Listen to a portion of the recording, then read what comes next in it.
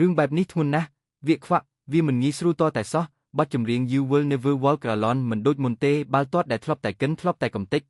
ំទេចគូប្រជែងដូចជាតន្ត្រី Heavy Metal បានក្លាយជាវិធីលេងដែលនៅឆ្ងាយពីភាពជោគជ័យ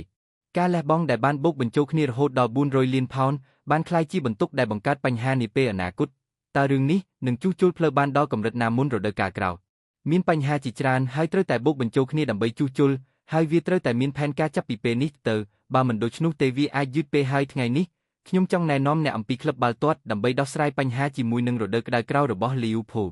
មុននឹងស្ដាប់វីដេអូឃ្លីបនេះសូមចែករំលែកវាទៅកាន់ក្លឹបបាល់ទាត់គ្រាន់តែចុច Subscribe ដើម្បីគាំទ្រក្លឹបបាល់ទាត់សប្តាហ៍ថ្ងៃនេះស្ថានភាពរបស់ Liverpool ចុងបញ្ចប់នៃរដូវកាលអាចចង្អុលបង្ហាញពីអនាគតរបស់ពួកគេប្រសិនបើអ្នកមិនគិតអំពីវ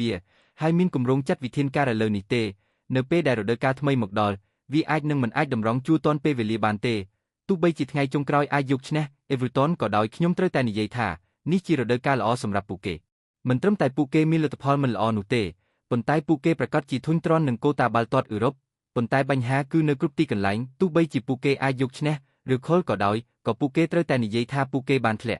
់កន្លងមកក្រុមនេះធ្លាប់ជួបប្រទះនឹងការចាញ់និងបរាជ័យច្រើនដងមកហើយអ្នកទាត់បានបាត់បង់អេរិយាបថរបស់អ្នកប្រយុទ្ធរបៀបលេងគឺខុសប្រក្រតីម៉ាស៊ីនពណ៌ក្រហមគឺដូចជាម៉ាស៊ីនដែលត្រូវបានបិទនេះអាចបណ្ដាលឲ្យបញ្ហានេះត្រូវបានជួសជុលរហូតដល់ការសាងសង់ត្រូវបានបញ្ចប់ក្នុងរយៈពេល 2-3 សប្តាហ៍ទៀតវានឹងជារដូវក្តៅក្រុមនឹងអាចទិញនិងលក់កីឡាករទាត់បាល់បានកីឡាករទាត់បាល់ត្រូវតែព្យាយាមដោះស្រាយបញ្ហាតាមដែលអាចធ្វើទៅបានដោះស្រាយបញ្ហាម្ដងមួយហើយតើអ្នកណានឹងជាជំហានបន្ទាប់នៅថ្ងៃអនាគតដែលនឹងបង្ខំឲ្យក្រុមត្រឡប់ទៅកាន់តំណែងរបស់ពួកគេវិញមុននឹងចូលទៅវិភាគផែនការទីផ្សាររដូវក្តៅយើងត្រូវមើលជាមុនសិនថា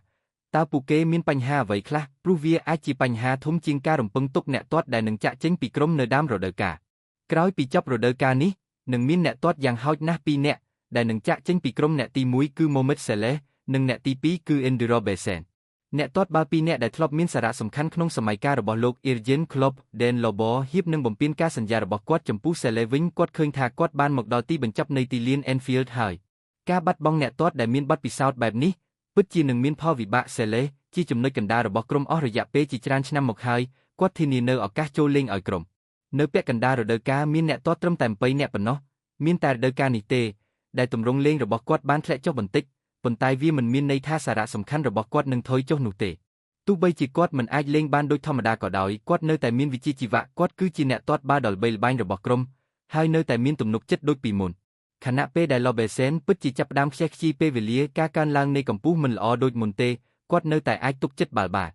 រួមទាំងភាពជាអ្នកដឹកនាំដែលគាត់បានបន្តទៅមិត្តរួមក្រុមរបស់គាត់ធ្វើឲ្យមនុស្សគ្រប់គ្នាមានទំនុកចិត្តដូចគាត់ដូច្នេះនៅពេលដែលកីឡាករទាត់បាល់កម្រិតនេះចាក់ចេញពីក្រុមគាត់ត្រូវតែស្វែងរកនរណាម្នាក់ដើម្បីជំនួសគាត់ប៉ុន្តែវាមិនងាយស្រួលទេក្នុងការស្វែងរកអ្នកទាត់បាល់នៅពេលនេះហើយមានស្ថានភាពមួយទៀតដែលមិនប្រាកដប្រជានោះគឺជារឿងរ៉ាវរបស់ Ibrahim Konate ដែលហ៊ាបនឹងបំពេញការសន្យារបស់គាត់ចំពោះក្រុមនេះជាឆ្នាំចុងក្រោយរបស់គាត់អស់រយៈពេលជាច្រើនឆ្នាំមកហើយគាត់បានខិតខំប្រឹងប្រែងដើម្បីទទួលមនុស្សសំខាន់មកកាន់ក្រុម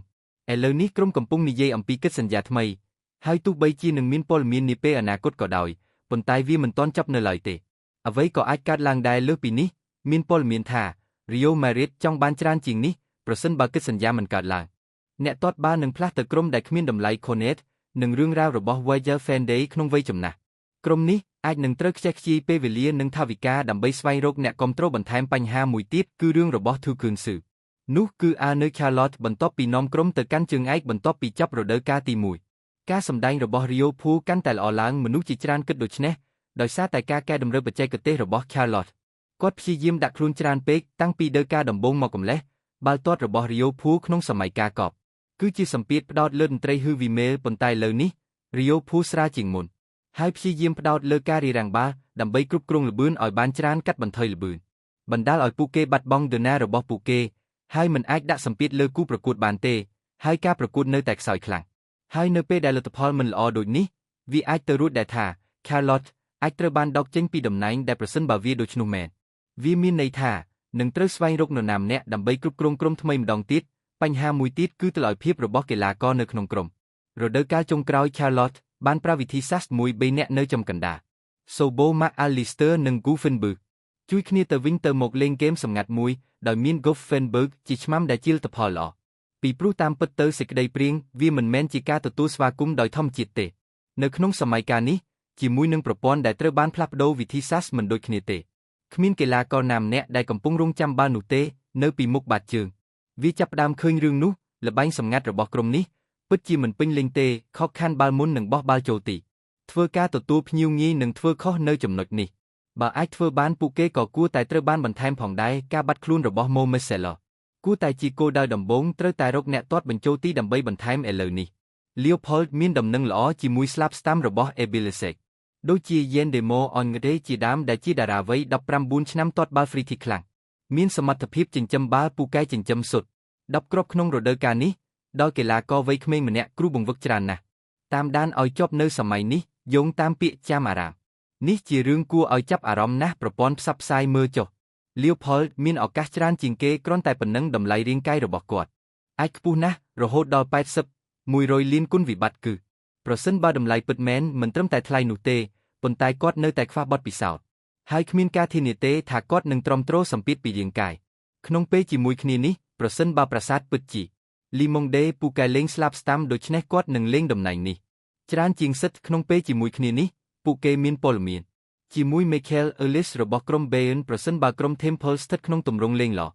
នៅពេលនេះរាងកាយមិនត្រឹមតែលើសពី120លាននោះទេប៉ុន្តែក្រុមភាគខាងត្បូងមិនគួរអនុញ្ញាតសោះអ្នកទាត់ដ៏សំខាន់ម្នាក់នេះចេញមកយ៉ាងងាយអ្វីក៏ដោយប្រសិនបើអ្នកពិតជាចង់បង់ប្រាក់ចូលចរចាកិច្ចព្រមព្រៀងនេះឲ្យបានពិតប្រាកដ Ellis គឺជាជម្រើសដ៏ល្អមួយសម្រាប់ស្លាប់ស្តាំទាំងទម្រង់លេងទាំងជំនាញនិងការលេងជាក្រុមមានការលះបង់គាត់បានឆ្លើយគ្រប់រឿងទាំងអស់ហើយនៅតែលេងនៅ Premier League មិនចាំបាច់កែសម្រួលទេឬរងចាំស្ទតាំងណាមួយឡើយប៉ុន្តែដូចដែលខ្ញុំបាននិយាយ Bayern គ្មានផ្លូវណាអាចលែងដៃគេបានទេ Ellis នៅម៉ោងនេះពិតណាស់លើសពីនេះទៀតពួកគេនៅតែត្រូវស្វែងរកអ្នកទាត់បាល់លេខ6វាពិតជាអាចដំណើរការបានដើម្បីធ្វើឲ្យផែនការខ្សែបម្រើកាន់តែរឹងមាំឥឡូវនេះមានព័ត៌មានជាមួយ Eduardo Camavinga មកពី Real Madrid អត្ថបទនេះមានព័ត៌មានថ្មីគាត់បាននិយាយថា Stackhouse ត្រៀមខ្លួនរួចជាស្រេចដើម្បីលែងក្រុមហើយបន្ទាប់ពីគាត់បានដឹងទីតាំងពិតប្រាកដប៉ុន្តែទោះជាយ៉ាងណាក៏ដោយគាត់ក៏ជាអ្នកទាត់ម្នាក់ដែរមានសក្តានុពលល្អណាស់លេងហ្គេមទៅអាចប្រកួតប្រជែងបានមានឧបករណ៍ច្រើនវាអាស្រ័យលើតម្លៃប្រហែលជាមិនត្រឹមត្រូវទេមានក្រុមជាច្រើនចង់បានរាងកាយហើយត្រូវគិតអំពី Bush ជាមនុស្សគួរឲ្យចាប់អារម្មណ៍ម្នាក់ទៀតAdam Wharton របស់ Christine Palace ខ្ញុំចង់និយាយថានេះជាជម្រើសដ៏ល្អមួយទោះបីជាហ្គេមនឹងមិនទៅដល់ក៏ដោយជាមួយ Camavinga ប៉ុន្តែមិនអាក្រក់ពេកទេគាត់អាចកាត់បន្ថយការប្រកួតបានក្នុងពេលជាមួយគ្នានេះគាត់ក៏ធ្លាប់លេងនៅ Premier League ដែរមិនចាំបាច់កែសម្រួលទេហើយតម្លៃក៏សមរម្យដែរគួរតែយូរជាងនេះគាត់ជាអ្នកទាត់បាល់អង់គ្លេសហើយគាត់ពូកែលេងណាស់គ្រប់គ្រងចង្វាក់ទីតាំងនៃខ្សែការពារប្រហែលជាមិនច្រើនទេនៅខាងឆ្វេងមាន Melot ធ្វើគិកប្រហែលជាត្រូវកែសម្រួលបន្តិចទៀតនៅខាងស្តាំមានគីមពុងប្រហែលជាគ្រប់គ្រាន់ហើយអាចបង្កើតក្តីសង្ឃឹមប៉ុន្តែប្រហែលជាត្រូវមើលថយក្រោយសងខាងជាបំរុងពេលនៅកណ្ដាលពួកគេមានតារាដូចជា Jeremy Kake បានចុះហត្ថលេខាពីម៉ាក់រួចហើយរួមទាំង Giovanni Leone ផងដែរអ្នកណារងរបួសធ្ងន់មិនបានជួបគ្នាទេក្នុងរដូវកាលនេះចំពោះស្លាប់ឆ្វេងវិញប៉ុន្តែឥឡូវនេះពួកគេគួរតែមានសង្ឃឹមសម្រាប់ Leo Nikumehe ដើម្បីក្លាយជាកីឡាករពិតប្រាកដម្នាក់ពីព្រោះគាត់បានធ្វើការងារដ៏អស្ចារ្យក្នុងការប្រកួតទល់នឹង Fulham ទោះបីជាគាត់នៅក្មេងក៏ដោយប៉ុន្តែគាត់មានសន្ទុះហើយបង្កើតឱកាសសុទ្ធបញ្ចូលទីដោយខ្លួនឯងខណៈពេលដែលកំពុងឈរនៅបង្គោលទីទោះបីជាទម្រង់លេងនឹងធ្លាក់ចុះក៏ដោយប៉ុន្តែនៅកម្រិតខ្សែការពារនៅតែអាចជួយបានបន្ថែមពីលើនេះប្រសិនបើពួកគេសម្រេចចិត្តចូលនិវត្តន៍ការងារមិនល្អប្រហែលជាត្រូវរកគ្រូបង្វឹកថ្មីព្រោះអ្នកគាំទ្របាល់ទាត់ចង់ជួបជុំគ្នាគឺ Fabio Alonso ដែលជាអតីតកីឡាករក្រុមហើយមានការងារដ៏ល្អឥតខ្ចោះនៅក្នុងសម័យកាលរបស់ Leo Alonso វាមានន័យថានឹងមិនអាចបង្កើតក្រុមល្អបានទេប៉ុន្តែមានកត្តាជាច្រើនដែលអាចបណ្ដាលឲ្យ Alonso ស្នាក់នៅដែលប្រសិនបើគាត់មកស្នាក់នៅជាមួយ Liverpool វាត្រូវបានចាត់ទុកថាជាឱកាសល្អដើម្បីចាប់ផ្ដើមជាថ្មីជាមួយក្រុមដែលគាត់ស្គាល់ហើយក៏មានអតីតសមាជិកផងដែរដូចជា Viet និង Frimpong ដែលជាជម្រើសដ៏គួរឲ្យរំភើបមួយប្រសិនបើមានការចូលនិវត្តន៍ពិតប្រាកដយ៉ាងណាក៏ដោយ Liverpool មិនមានបញ្ហាទេប៉ុណ្ណឹងហើយវាប្រហែលជាមិនមែនទេគិតថាទិញអ្នកណាក៏បានអាចទិញដូចរដូវកាលមុននោះជាពេលដែលពួកគេបានចំណាយប្រាក់ដើម្បីចូលរួម400លានផោនជាមួយនឹងការទិញកីឡាករកម្រិត100លានដុល្លារទៅមនុស្ស2នាក់នោះធ្វើឲ្យលំហូរសាច់ប្រាក់ស្ថិតនៅក្នុងដៃរបស់ក្លឹបមិនស្ថិតស្ថេរទេពួកគេប្រហែលជាត្រូវពិចារណាអំពីប្រាក់សម្ពាធលុយកាក់ព្រោះទិញច្រើនពេកហើយមិនជោគជ័យនៅរដូវកាលនេះអាចបណ្ដាលឲ្យលេខត្រូវបានប្រើប្រាស់ឈានដល់កម្រិតអតិបរមាបើមិនលក់កីឡាករទាត់ទេឬដកខ្លួនទៅ Champions League ពួកគេនឹងប្រឈមនឹងហានិភ័យខ្ពស់និយាយពី Champions League ឥឡូវនេះគឺ English League មានក្រុមចំនួន5ពីប្រាក់ចំណូលខ្ពស់នោះធ្វើឲ្យ Liverpool នៅតែមានឱកាសពីការតាមពីក្រោយក្រុម Villa រកបានតែ2ពិន្ទុប៉ុណ្ណោះវាមិនទាន់ចប់នៅឡើយទេចាញ់ភ្លាមបើដកខ្លួនចេញវិញនៅទីបំផុតនៅតែរាប់បញ្ចូលពេលមានកន្លែងដកដង្ហើមប៉ុន្តែបើមិនមានទេចូលត្រៀមខ្លួនឲ្យបានពួកគេប្រហែលជាមិនអាចគ្រប់គ្រងបានទេដោយដែលរំពឹងទុកនោះធ្វើឲ្យពួកគេត្រូវតែដាក់ផែនការឲ្យខ្លាំងជាងនេះប្រៀបធៀបមើលនោះគឺរដូវក្តៅនេះពួកគេនឹងមានគ្រាប់តិចណាស់នឹងត្រូវបាញ់ឲ្យច្បាស់បាញ់ឲ្យប្រកបបាញ់ចំគោលដៅវានឹងដំណើរការហើយក្រុមនឹងឈានទៅមុខឲ្យបានប្រកបតាមដែលអាចធ្វើទៅបានប្រសិនបើត្រឡប់ទៅរដូវក្តៅកន្លងមកត្រូវតែនិយាយបែបនោះទោះបីជាក្រុមនេះនឹងទទួលបានការគ្រប់គ្រងក៏ដោយក្នុងទម្រង់ជាឯកហេសម្រាប់អ្នកគ្រប់គ្រងប៉ុន្តែវាហាក់ដូចជាមិនមានផែនការទេ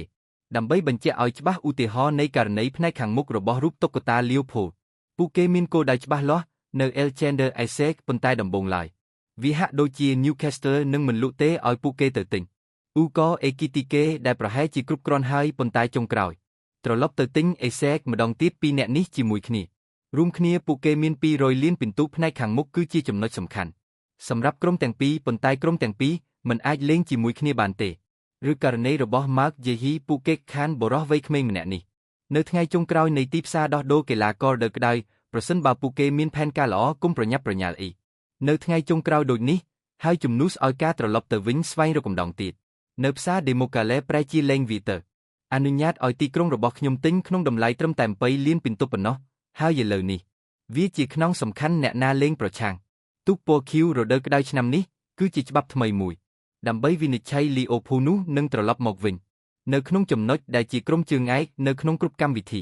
អាចបន្តបានឬអត់ពួកគេត្រូវតែមានគម្រោងហើយជាចំណុចធ្ងន់នៃក្រុមគ្រប់គ្រងតើផែនការនឹងដំណើរការទៅយ៉ាងណាជឿចុះ Charlotte មានឱកាសមិនបានប្រើថ្នាំលើសកម្រិតទេ